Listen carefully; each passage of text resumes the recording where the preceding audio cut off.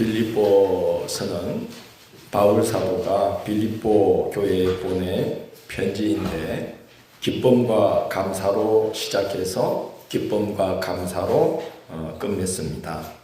1장 3절로 5절을 보면 바울은 이런 말로 편지를 시작합니다. 내가 너희를 생각할 때마다 나의 하나님께 감사하며 간구할 때마다 너희 무리를 위하여 기쁨으로 항상 간구함은 너희가 첫날부터 이제까지 복음을 위한 일에 참여하고 있기 때문이라 고 말하면서 빌립보 교회의 기쁨과 감사를 표합니다. 이제 편지를 끝맺으면서도 기쁨과 감사로 끝맺습니다. 내가 주 안에서 크게 기뻐함은 너희가 나를 생각하던 것이 이제 다시 싹이 남이니라고 말합니다. 사람마다 개성이 있듯이 교회도 그 교회를 특정 짓는 개성이 있는 것 같습니다. 요한계시록을 보면 예수님이 당시 소아시아 지방의 7 교회를 영적으로 진단하시며 그 교회를 특징 짓는 것을 볼 수 있는데 에베소 교회를 특징 짓기를 너를 책망할 것이 있나니 너의 처음 사랑을 버렸느니라고 특정하신 후에 첫 행위를 되찾지 않으면 내가 내게 이르러 내 촛대를 옮기리라고 하였습니다. 사대 교회에 대해서는 네가 살았다 하는 이름은 가졌으나 실상은 죽은 자로다 라고 특정 지은 후에 회개하라 하셨고, 라오디게아 교회에 대해서 특정하신 말씀은 다들 잘 알고 계실 겁니다. 내가 내 행위를 아노니 내가 차지도 아니하고 뜨겁지도 아니하도다 라고 특정하신 후에 네가 이같이 미지근하여 뜨겁지도 아니하고 차지도 아니하니 내 입에서 너를 토하여 버리리라고 경고하셨습니다. 주님께서 참 좋은 교회라고 특정 지어주신 교회도 있죠. 어느 교회입니까? 빌라델피아 교회입니다. 내가 내 행위를 아노니 네가 작은 능력을 가지고서도 내 말을 지키며 내 이름을 배반하지 아니하였도다. 그 작은 교회가 주님이 보실 때 믿음 잘 지키는 교회로 보였던 것입니다. 그래서 칭찬하며 축복하시기를 내가 너를 사랑한다. 내가 너의 인내의 말씀을 지켰은저 내가 또한 너를 지켜 시험의 때를 면하리라. 이기는 자를 내 하나님의 성전에 기둥이 되게 할 것이다. 그래서 그 작은 빌라델피아 교회가 작은 능력으로도 믿음 잘 지키며 진리 위에 서 있는 걸 보고 예수님이 축복하시기를 내가 하나님 나라의 기둥이 될 것이다. 그렇게 축복을 해주셨어요. 아마 주님께서 우리 교회를 보실 때에도 그렇게 빌라델피아 교회처럼 특정하시고 축복하시리라고 믿습니다. 지난 주일에 바울 사도가 빌립보 교회 성도들을 향해서 그런 축복을 했어요. 나의 사랑하고 사모하는 형제들, 나의 기쁨이요 면류관인 자들아 하고 축복을 했습니다. 아마 주님께서 우리 교회를 보실 때에도 또 저와 여러분을 볼 때에도 나의 사랑하고 사모하는 형제들, 나의 기쁨이요 면류관인 자들아 하고 축복해 주시리라고 믿습니다. 빌립보서의 일관되게 흐르는 주제는 기쁨과 감사예요. 빌립보 교회가 바울에게 그런 교회였던 것입니다. 고린도전서와 고린도후서를 우리가 보았는데 고린도서의 일관되게 흐르는 분위기는 빌립보서와는 완전히 대조적이었어요. 염려, 근심, 아픔, 회환, 책망, 경고의 말씀이 이어집니다. 고린도 교회는 바울에게 바로 그렇게 아픈 손가락과 같은 교회였던 겁니다. 그러나 빌립보 교회는 바울에게 기쁨과 감사를 안겨주는 교회였습니다. 빌립보 교회는 개척 초기부터 바울의 사역을 힘써 보필했습니다. 오늘 본문 15절, 16절을 보면 바울이 마게도냐 지방을 떠날 때 그리고 데살로니가에 가서 교회를 세우고 있다는 소식을 들었을 때에도 바울의 사역을 힘써 도왔던 교회가 빌립보 교회입니다. 고린도후서 11장 9절을 보면 바울이 고린도 교회 성도들에게 자기가 고린도 교회를 섬길 때에 사례를 받지 않고 섬길 수 있었던 이유를 이렇게 밝히고 있어요. 내가 너희와 함께 있을 때 비용이 부족하였으되 아무에게도 누를 끼치지 아니하였으면 마케도냐에서 온 형제들이 나의 부족한 것을 보충하였음이라고 말합니다. 마케도냐 지방의 빌립보 교회가 바울의 사역을 뒷바라지해 주어서 그 덕분에 바울은 고린도 교회를 세울 때 사례를 받지 않고 사역을 할 수 있었다는 말입니다. 바울의 사역에 늘 힘과 위로가 되었던 교회, 그래서 기쁨과 감사로 특정 지을 수밖에 없었던 교회가 바로 빌립보 교회였습니다. 그런데 빌립보서를 보면 기쁨과 감사의 기류만 흐르고 있는 것이 아니라 바울의 기대와 달리 교회가 이상한 방향으로 흘러가고 있는 부분이 있었다는 것을 보여주는 구절들이 나옵니다. 모든 일을 원망과 시비가 없이 하라. 너희가 나 있을 때뿐 아니라 더욱 지금 나 없을 때에도 항상 복종하여 두렵고 떨림으로 너희의 구원을 이루라. 아무 일에든지 다툼이나 허용으로 하지 말고 오직 겸손한 마음으로 각각 자기보다 남을 낮게 여기며 십자가에 달려 죽기까지 자기를 낮추시고 복종하신 그리스도 예수의 마음을 품으라. 이런 권면을 한 후에 3장 2절을 보면 그 빌립보 교회에 어울리지 않을 법한 경고를 하셔요. 이렇게 말합니다. 3장 2절을 보면 개들을 삼가고 행악자들을 삼가며 몸을 상해하는 일을 삼가라고 심한 책망을 하며 교회가 바로 세워지기를 경고하는 말씀이 이제 이어집니다. 개들을 삼가고 라는 아주 노골적인 표현을 사용할 정도로 성도들의 신앙을 병들게 만들던 부분이 고린도 빌립보 교회 안에 있었다는 것이죠. 성경을 보면 또 다른 서신서를 의하면 약 3가지 정도가 이제 당시 바울이 세운 교회들을 위험에 빠뜨리던 그런 이제 요인들, 바울이 지금 개들을 삼가라 하는 그런 요인들입니다. 첫 번째는 당시에 각 교회를 돌면서 성도들의 구미에 맞는 설교로 인기와 이익을 추구하던 순회 설교가들이 바로 이 개들에 속하는 자들입니다. 바울은 교회들을 세울 때에 엄마가 젖을 먹임같이 아비가 자식을 사랑과 훈계로 양육함같이 각 교회를 바르게 세우기 위해서 정말 바울은 자기의 삶을, 인생을 가라앉다시피 하면서 교회를 세웠어요. 그러나 순회 설교가들은 바울이 세운 교회에 들어와서 성도들의 가려운 데를 긁어주는 설교를 하면서 인기와 이익만을 추구하고 그 교회를 떠나는 자들이었습니다. 빌립보 교회 성도들의 마음이 자신들에게 쏠려야만 인기와 이익을 얻기 때문에 그들은 빌립보 교회 성도들이 의지하고 있던 바울을 비난했고 책임지지도 못할 말들을 마구 쏟아 놓았어요. 그래서 교회는 흔들리고 뒷감당은 다 바울의 몫이 되고 말았던 것입니다.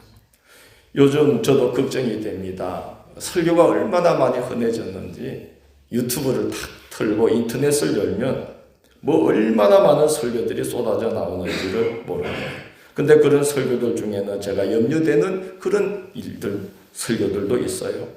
목양을 하지는 않으면서 한 교회를 책임지고 목양을 하지 않으면서 가려운 데를 긁어주는 무책임한 설교가들이 이 인터넷상에 너무 많이 올라와 있는 걸 봅니다.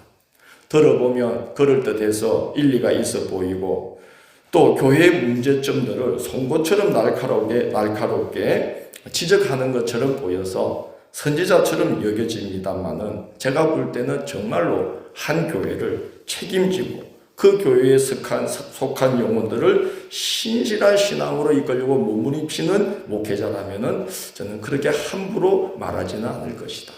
그렇게 가볍게 말하지는 않을 것이다. 그런 생각이 듭니다. 한 영혼이 천하보다 귀한 것인데 우리는 천하보다 귀한 나의 영혼을 일리 있어 보이는 그럴듯한 미사여구가 아니라 천금보다 귀한 하나님의 말씀, 진리 위에 의탁해야만 하는 것입니다. 목사님들이 많이 힘들어합니다. 목사님 인터넷을 보니까 그러던데요. 유튜브를 보니까 어떤 목사님이 이러던데요. 그렇게 말들을 많이 합니다. 그래서 그 책임을 감당하느라고 그 교회를 담임하는 목사님들이 참 힘들어하는 시대가 되었습니다. 성경 말씀, 그리고 그 말씀을 풀어서 영의 양식으로 먹이라고 하나님께서 그 교회에 세우신 목회자의 말씀을 천금같이 귀하게 여길 줄을 아는 성도가 지혜롭고 복된 성도입니다.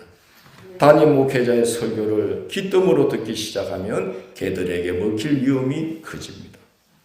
두 번째는 유대인으로 있다가 교회에 입교했음에도 예수 그리스도로 말미암은 사죄의 은혜 앞에 모든 것을 내려놓지 못한 이들, 십자가 구속의 은혜보다는 자기의 또 자기 노력, 자기 공로를 붙들고 있던 이들도 걔들 중에 한 그룹이었습니다. 그들은 겉으로 보기에는 매우 신앙이 좋아 보였지만 그러나 그들로 인해 성도들의 영혼이 상하고 병들고 있었습니다. 예수 그리스도의 십자가 은혜 앞에 겸손히 굴복하면 목회자와 성도들을 은혜로 섬기게 되어 있습니다. 예수 그리스도의 마음을 품고 섬기게 되어 있습니다. 그러나 이 율법주의자나 할례파나 이런 사람들처럼 자기 노력, 자기 공로, 자기 생각, 자기 기준, 자기 주장을 앞세우게 되면은 교회와 또 목회자와 성도들을 판단하고 정죄하는 길로 빠져들 수밖에 없는 것입니다. 그래서 바울은 걔들을 조심하라. 예수 그리스도의 십자가 은혜 앞에 자기를 내려놓지 못하고 있는, 자기를 아직도 붙들고 있는 자들을 조심하라. 그렇게 바울은 권면하는 것입니다. 또 한 그룹은 세속주의자들이었는데 그들은 바울이 전한 믿음으로 말미암은 구원의 은혜를 너무나 가볍게 여겨서 택하심과 부르심에 합당한 열매를 맺지 못하고 믿기 이전의 삶의 방식과 가치관대로 행하여 교회에 나쁜 영향을 끼쳤습니다. 우리가 세상에 속해 있다가 복음을 듣고 교회로 들어와서 믿음의 길을 걷게 되는 게 얼마나 어려운 일입니까? 여러분, 전도가 쉬워요? 어려워요? 전도는 어렵지 않습니다. 하면 되니까요. 그런데 전도했는데 그 영혼이 복음을 받아들여서 교회 문턱을 넘어 교회 안으로 들어온다. 쉬울까요? 어려울까요? 저희가 8년 동안 지역의 어르신들을 매주 목요일마다 우리 친교실에 모셔서 점심 식사를 대접했잖아요. 무려 8년을 매주. 약 한 30여 명의 어르신들이 매주 교회를 드나들었어요. 세상에 그 30여 명의 어르신들 중에 선교 문턱은 매주 넘었지만 교회 문턱을 넘어서 예수 믿게 된 분은 놀랍게도 단 한 명도 없었어요. 단 한 명도 없었어요. 그러니까 누군가 예수를 믿게 된다는 것은 하나님의 은혜입니다. 기적입니다. 나는 홍해가 갈라지는 기적만큼 어려운 게 예수 믿게 되는 거라고 생각해요. 어렵습니다. 하나님의 은혜가 있어야만 택하심과 부르심에 응답하게 되는 겁니다. 그러니까 여러분은 굉장히 하나님 앞에 큰 은혜를 입은 자들입니다. 우리 우상결 형제님, 김영숙 자매님, 하나님 크게 사랑하는 분인 줄 믿으시기 바랍니다. 그러니까 문턱을 넘어서 여기 들어온 거예요. 세상에 8년을 교회밥을 드시고도 교회 문턱을 못 넘더라니까요. 그러나 그거보다 더 어렵고 힘들고 길고 긴 험난한 여정이 있는데 그게 뭐냐? 일단 교회 안에 들어와서 이 교회 안에서 믿음의 순전함과 주님을 향한 사랑과 열심을 잃지 않고 그리스도인의 참된 정체성을 지키며 믿음의 길을 끊임없이 걸어가는 건 교회 문턱 넘는 것보다 100배는 더 어렵다. 맞나요? 틀리나요? 어려워요. 교회를 들어오는 것보다 더 어려운 건 우리가 이 교회 공동체 안에서 성도의 순수함, 복음의 순전함, 성도다운 모습, 이거 변질되지 않고 지켜가는 것. 100배는 어려워요. 여러분, 목사 되는 거 어렵습니다. 제가 목사 안수 받기까지 12년 걸렸습니다. 신학교 들어가서. 어떤 군소교단은 6개월 만에 목사 안수를 받대요. 제가 그리로 갔어야 되는데 전 12년이 걸렸습니다. 목사가 되는데. 근데 목사 되는 것보다 더 어려운 건 목사 안수를 받고 은퇴할 때까지 변질되지 않고 목사다움을 지키면서 목양을 해나가는 건 목사 안수 받는 것보다 1000배, 1000배 어렵다는 거예요. 해보니까 1000배, 1000배 어려워요. 오죽하면 예수님이 당시 믿음이 좋다던 바리새인들을 향해서 책망하잖아요. 너희는 천국 문 앞에 서서 너희도 들어가지 못하면서 그리로 들어가려는 자들을 가로막고 있도다. 이 변질되어 버렸다는 거예요. 그리 어려운 거예요. 신앙의 순전함을 지키고 나간다는 건 굉장히 어려운 일이에요. 신앙의 여정은 곳곳이 함정입니다. 신앙의 여정은 곳곳이 지뢰밭입니다. 앞을 보면 천국길이지만 돌아서면 그 길로 바로 소금 기둥이 되어 죽은 영혼이 되어버리는 것이 신앙의 여정입니다. 어렵습니다. 우리 우상열 형제랑 김영수 자매는 명심하고 걸으셔야 됩니다. 쉬워요, 어려워요, 이 길이? 예, 어렵습니다. 이 교회 문득 들어오는 것보다 정말 훌륭한 성도로 믿음 지키고 가는 건 1000배, 1000배 어렵다는 걸 알고 걸어가셔야 됩니다. 어려운 일입니다. 쉽다고 말하는 분, 가짜 목사입니다. 어렵습니다. 신앙의 여정은 돌아서면 천국이요, 돌아서면 지옥입니다. 앞을 보고 가면은 구원의 길이요, 돌아서면 바로 소금 기둥이 되어버리는 것입니다. 이게 신앙의 길입니다. 빌립보 교회 같은 훌륭한 교회에도 개들이 성도들의 영혼을 미혹하고 있었어요. 얼마나 어렵습니까? 바울이 기쁨과 감사를 늘 표현했던 그 교회 안에도 개들이 들어와서 순회 설교가들이, 율법주의자들이, 할례파들이, 자기를 주장하는 것을 내려놓지 못하는 이들이, 세속주의자들이 교회 안에 있어서 그들에게 영향을 받을 수밖에 없는 이런 길이 우리가 교회 안에서 걷는 신앙의 길이라는 거죠. 쉬운 게 아니에요.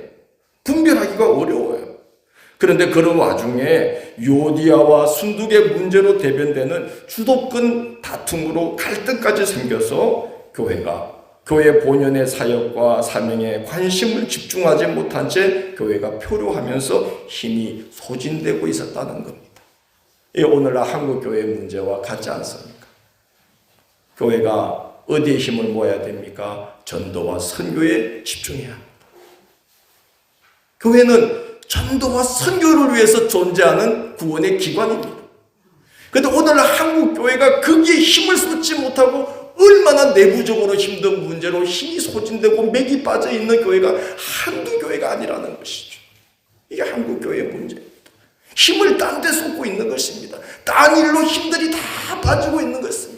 우리 함양제일교회는 그런 함정에 빠지지 않게 되기를 원합니다. 그런 덫에 걸려들지 않게 되기를 기도하시기 바랍니다. 그러지 않으면 함정에 걸려듭니다.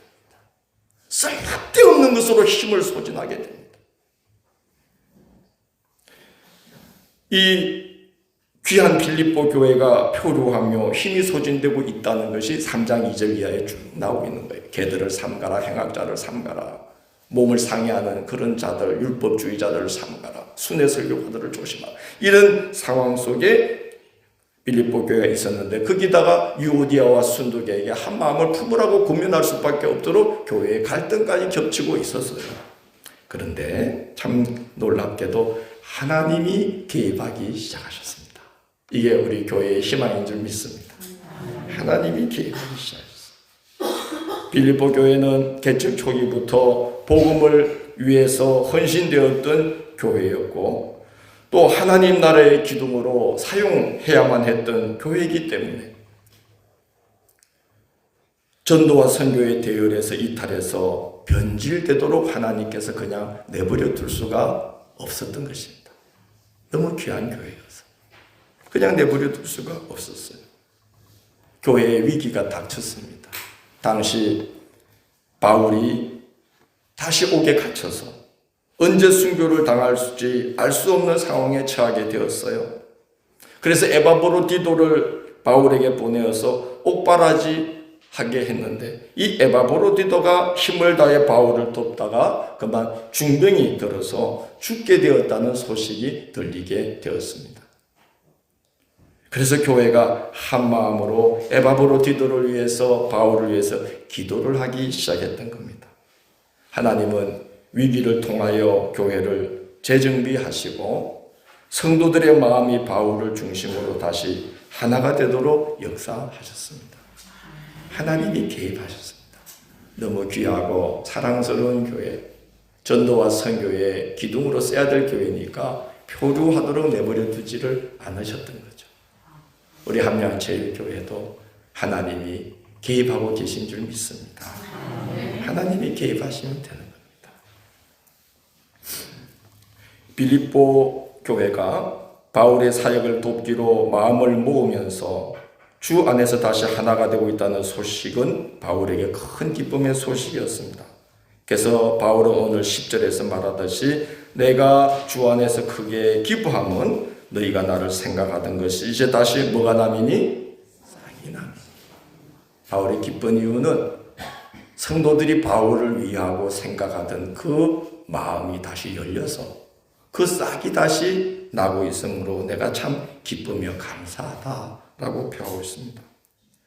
바울을 생각하던 싹이 다시 돋기 시작한 것은 빌립보 교회의 매우 좋은 조짐입니다.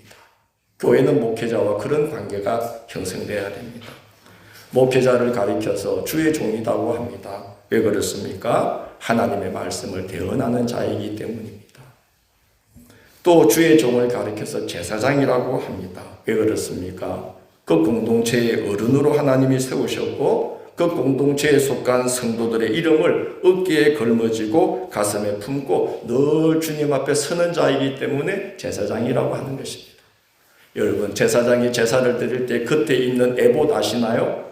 그 에봇의 양쪽 두 어깨에 보석을 물려서 양쪽 어깨에 6개씩 이스라엘의 6아들 12아들의 이름을 그 보석에 새기게 하셨고 그 제사장의 에봇의 가슴판 흉패에는 모두 3개씩 4줄로 12개의 보석을 받아가서 그 보석 하나하나에 야곱의 12아들 12지파의 이름을 하나씩 새기게 했어요. 왜 그렇게 한 것일까요? 제사장이 에봇을 입고 아침과 저녁으로 상분제를 드리러 주의 전을 드나들 때마다 하나님은 제사장을 통해서 당신 백성 삼은 이스라엘의 이름을 늘 보고 싶어 하신다는 거예요.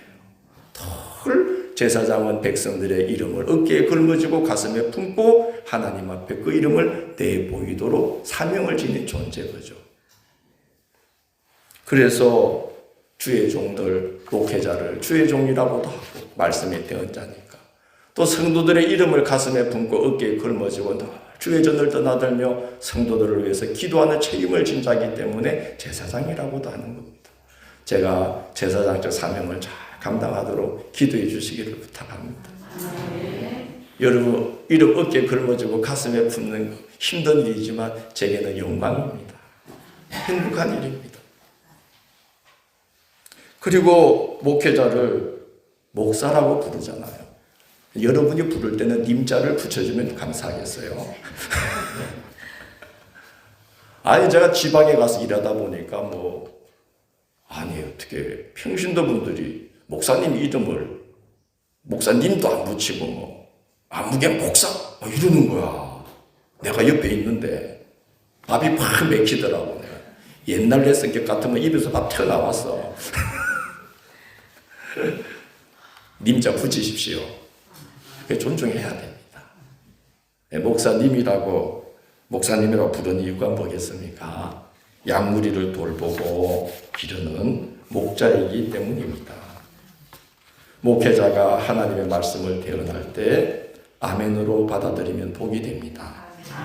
목회자가 목양을 할 때, 목자로서 목양을 할 때 순종하여 양무리에 속해 있으면 그는 복이 됩니다. 그 모습을 보면 기쁘고 감사하고 마음이 놓입니다. 성도가 목회자와 더불어서 목자와 양의 관계로 맺어질 때에 안전하고 보호받고 많은 열매를 맺을 수 있기 때문에 그런 것입니다. 예수님이 이런 말씀했습니다. 내 양은 내 음성을 뭐하며? 들으며 나는 그들을 알며 그들은 나를 따르느니라. 내가 그들에게 영생을 주노니 영원히 멸망하지 아니할 것이요 그들을 내 손에서 빼앗을 자가 없느니라. 목자와 성도도 마찬가지 아닐까요?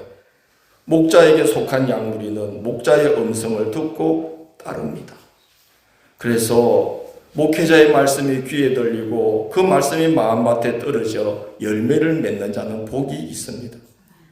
그래서 하나님의 말씀인 성경으로 교훈과 책망과 바르게 함과 어록 교육함을 받아서 실족하지 않고 신앙의 길을 걸으며 많은 열매를 맺고 하나님께 영광을 돌릴 수 있게 되는 것입니다.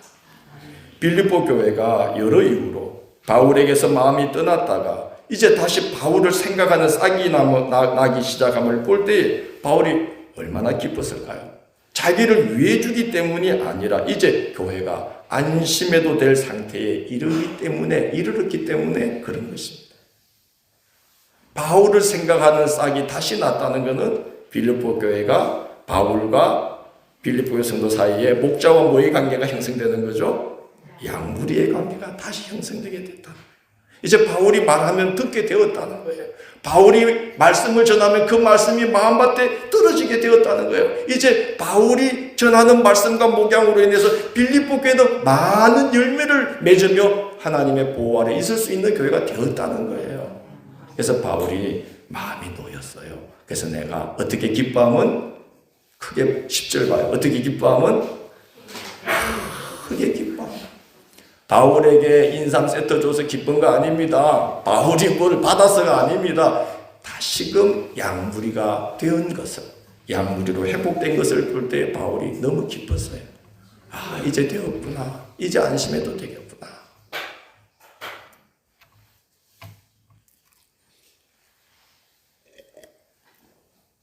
여러분, 목회자에게 마음 다치는 거 정말 위험한 일입니다.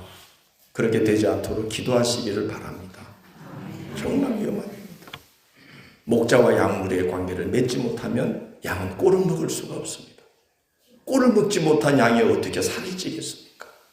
목자와 양무리의 관계를 맺지 못하면 양무리 속에 있지 못해서 떨어져 나가게 됩니다. 떨어져 나가는 자들은 개들의 먹잇감이 되는 것입니다. 그래서 개들을 삼가고 그렇게 말하는 것입니다. 우리가 목회자와 서로 양무리의 관계를 잘 맺도록 마음 다치던 일이 없도록 기도해야 합니다. 굉장히 위험한 일입니다. 그래서 성경에 보면 너희가 무슨 권면이나 위로를 하려면 먼저 너의 영혼을 위하여 기도하고 그를 권면할 것이요 그로 인하여 너도 시험에 빠지지 않게 하라. 그 말합니다. 무슨 말입니까?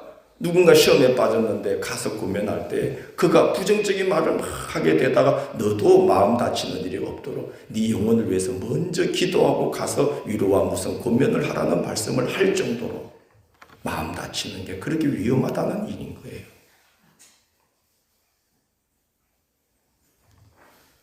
마음의 수건이 가려지면 걷어내기가 너무나 힘듭니다. 그렇게 무너져 내린 교회가 고린도 교회 아닙니까? 그런데 하나님께서 강권적으로 역사하셔서 빌립보 교회는 바울을 위하는 싹이 다시 났으니 바울이 얼마나 기뻤을까요? 그래서 내가 주 안에서 크게 기뻐함은 너희가 나를 생각하던 것이 이제 다시 뭐가 남이니? 싹이 남이니 라고 칭찬하고 그동안 소원하고 거리가 있던 것을 책망하기보다는 바울은 이런 말로 위로를 해요. 너희가 또한 이를 위하여 생각은 하였으나 기회가 없었느니라. 기회가 없었을까요? 이 서처 바울이 성도들 마음 상하지 않도록 부드럽게 그 마음을 다독이는 거죠. 우리가 잘 하는 말로 마음은 원이로되 육신이 약하였도다. 그렇게 위로하는 것입니다. 바울은 다시 도움을 받게 되어서 기쁜 것이 아니었습니다. 바울은요 어떤 신앙의 사람인가 하면요 따라하세요. 칭찬이 있든 없든 도움을 주든 않든 자기를 어떻게 대하든 그런 것에 영향 받았을까요? 안 받았을까요? 안 받았습니다. 연연하지 않았습니다. 자기를 어떻게 대하든 연연하지 않는 신앙의 자리에 굳게 서 있는 분입니다. 올해 우리 모두가 그렇게 훌륭한 그리스도인으로 세워지기를 축원합니다. 그러면 훌륭한 교회가 되는 겁니다. 바울 사도가 그런 말을 했어요. 나는 내가 옥에 갇힌 것 외에는 여러분이 다 나와 같이 되기를 원합니다 라고 말했어요. 그렇게 연연하지 않는, 세상의 것과 사람들에 의해서 좌우되지 않는 그 믿음의 수준이 얼마나 귀하고 복되고 얼마나 능력 있는 신앙이면 여러분 모두가 옥에 갇힌 내 모습 외에는 다 나처럼 되기를 원합니다. 이런 신앙에 이르게 되기를 원합니다 라고 바울이 말할 정도로 좌우 상황에 연연하지 않는, 사람에게 좌우되지 않는 신앙이 그렇게 귀하고 능력 있고 복이 되는 것이죠. 바울은 예수 그리스도와 늘 동행했고 그분으로 인하여 성령의 충만함 속에 살았습니다. 그래서 세상에서 빛이 난 자리에 있던, 풍부한 자리에 있던, 존경을 받던, 멸시를 받던 그런 것에 좌우되지 않고 언제나 한결같이 하나님의 일에 매진할 수 있었습니다. 어떻게 가능한 일이었습니까? 이렇게 고백합니다. 내게 능력 주시는 에서 내가 모든 것을 할 수 있느니라. 나는 어떤 형편이든지 일체에 자족하는 비결을 배웠다고 고백을 합니다. 바울도 우리처럼 연약한 자입니다. 질그릇 같은 자입니다. 그러나 바울은 예수 그리스도를 구주로 품었을 때 얼마나 놀라운 능력이 나타나는지를 고린도후서 4장 7절에서 이렇게 증거합니다. 우리가 이 보배를 질그릇에 가졌으니 이미 심히 큰 능력은 하나님께 있고 우리에게 있지 아니함을 알게 하려 함이라. 우리가 사방으로 우겨 쌓임을 당하여도 쌓이지 아니하며 답답한 일을 당하여도 낙심하지 아니하며 박해를 받아도 버림받지 아니하며 거꾸로 뜨림을 당하여도 망하지 아니하고 우리가 항상 예수의 죽음을 몸에 짊어짐은 예수의 생명이 또한 우리 몸에 나타나게 하려 함이라. 나 질그릇같이 약한 자지만 이 약한 자에게 예수님이 구주로 딱 들어오실 때에 사방으로 우겨 쌓임을 당하더라도 답답해하지 않고 누군가 나를 멸시하고 천대하더라도 나는 내 스스로를 천하게 여기지 않으며 낙심하지 않으며 내가 주의 일을 할 수 있었다는 겁니다. 그래서 그 사람은 낡아지더라도 나는 속사람이 날로 새롭다. 나는 지금 당하는 이 환난 지극히 크고 중한 영원한 것을 상급으로 받는 것에 비한다면은 내가 지금 당하는 환난이나 멸시나 이런 것 아무것도 아니다. 그러면서 영원한 세계를 바라보면서 바울은 신앙의 걸음을 늦추지 않고 내디딜 수가 있었습니다. 바울은 빌립보 교회의 관심이 자기에게로 다시 향하게 되어서 기쁜 것이 아니었어요. 그 자체가 이제 빌립보 교회와 성도들에게 유익이 된다는 것을 알기 때문에 크게 기뻐했습니다. 이제 교회가 하나님의 복을 받을 준비가 됐구나. 그래서 기뻤던 거예요. 무엇이 복입니까? 첫째, 풍성한 열매가 있을 것이라고 말합니다. 17절에서 바울은 이렇게 말합니다. 내가 선물을 구함이 아니요 너희에게 유익하도록 풍성한 열매를 구함이라고 말합니다. 마태복음 6장 20절 21절에서 예수님은 이렇게 말씀했습니다. 너희를 위하여 보물을 하늘에 쌓아두라. 내 보물 있는 그곳에 내 마음도 있느니라. 하나님 나라를 위해서 이제 바울을 생각하면서 그의 사역을 물질로 돕는 그 마음이 열렸어요. 그래서 하나님 나라의 열매까지도 그 마음이 가는 곳에 하나님 나라의 열매도 풍성하게 맺히는 건 당연한 결과죠. 그래서 바울은 빌립보 교회가 이제 자기 사역을 물질로 다시 돕게 된 그 싹이 다시 나게 된 것을 생각하면서 기뻐하는 겁니다. 아까워하지 않고 다시 하나님의 일에 물질로 헌신하는 걸 보니 당신들에게, 여러분에게 풍성한 하늘의 열매가 맺힐 것이 분명합니다. 그게 바울이 기뻤던 거예요. 이제 이 교회가 복을 받겠구나. 하나님의 풍성한 선물이 주어지겠구나. 기뻤던 거예요. 자기가 뭘 받았어가 아니에요. 성도들이 이제 복 받을 준비가 되었구나. 그래서 기뻤던 거죠. 여러분, 잃어버린 헌신을 다시 회복하기를 부탁합니다. 그래야 됩니다. 회복해야 됩니다. 둘째, 바울의 사역을 돕는 것을 하나님은 당신을 섬기는 것으로 여겨주신다고 말합니다. 그래서 복이 되는 거죠. 신방을 마치고 함께 식사를 하거나 다가를 나누려고 할 때 꼭 여쭈시는 게 있습니다. 뭘 여쭐까요? 목사님, 뭘 좋아하세요? 뭘 드실래요? 아구탕을 먹을까요? 아구찜을 먹을까요? 대구탕을 먹을까요? 대구찜을 먹을까요? 저는 찜도 좋고 탕도 좋습니다. 뭘 먹든 그 마음 자체가 나는 이미 복이라고 믿습니다. 예수님이 그러셨죠. 선지자에게 물 한 그릇이라도 대접하면 그가 선지자가 받을 상을 받으리라. 예수님이 말씀했으니까 그대로 되겠죠. 그래서 저는 어떤 식탁을 대하든 동일한 축복 기도를 드립니다.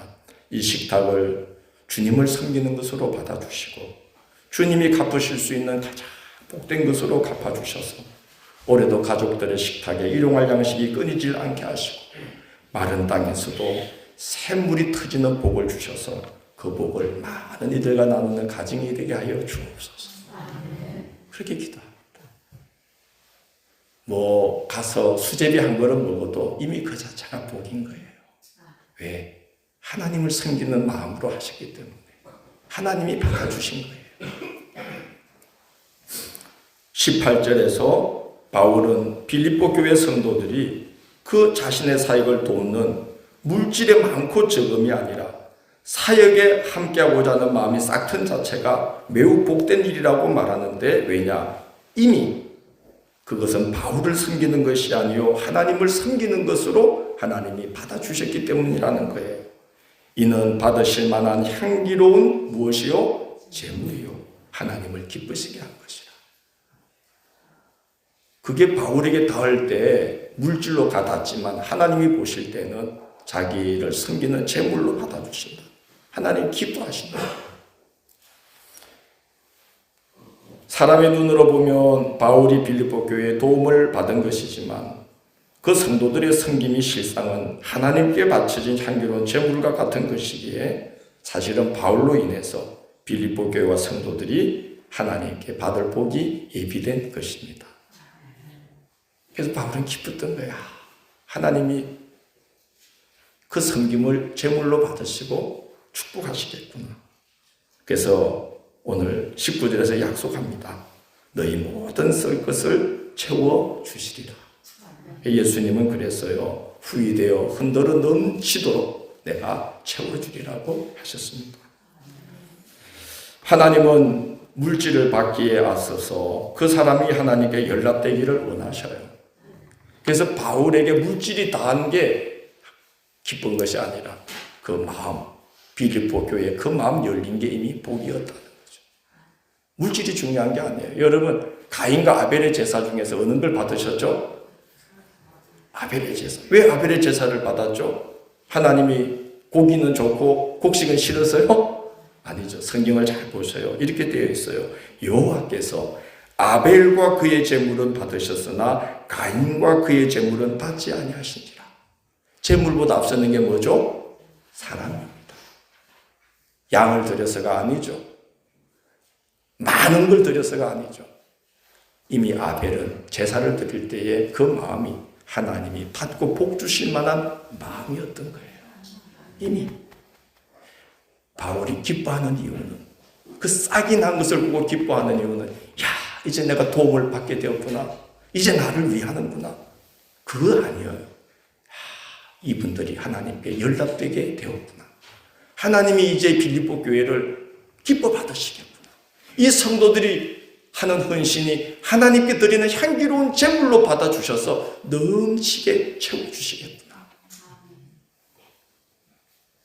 하나님께 받아들여지는 교회가 된 걸 보면서 바울은 기뻐했던 거죠. 성도들의 마음이 목회자에게 닫힐 때 목회자가 마음 아픈 이유는요, 자기가 사랑을 받지 못해서가 아니에요.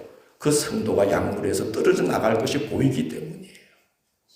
그게 가슴 아픈 거예요. 여러분, 저는 하나님 앞에 가서 여러분 영혼을 놓고 결산을 해야 될 사람이에요. 계수해야 된단 말이죠. 그래서 여러분 아시잖아요. 저는 직분자 교육을 어느 정도 하죠? 한 달, 두 달이 아니고 얼마 합니까?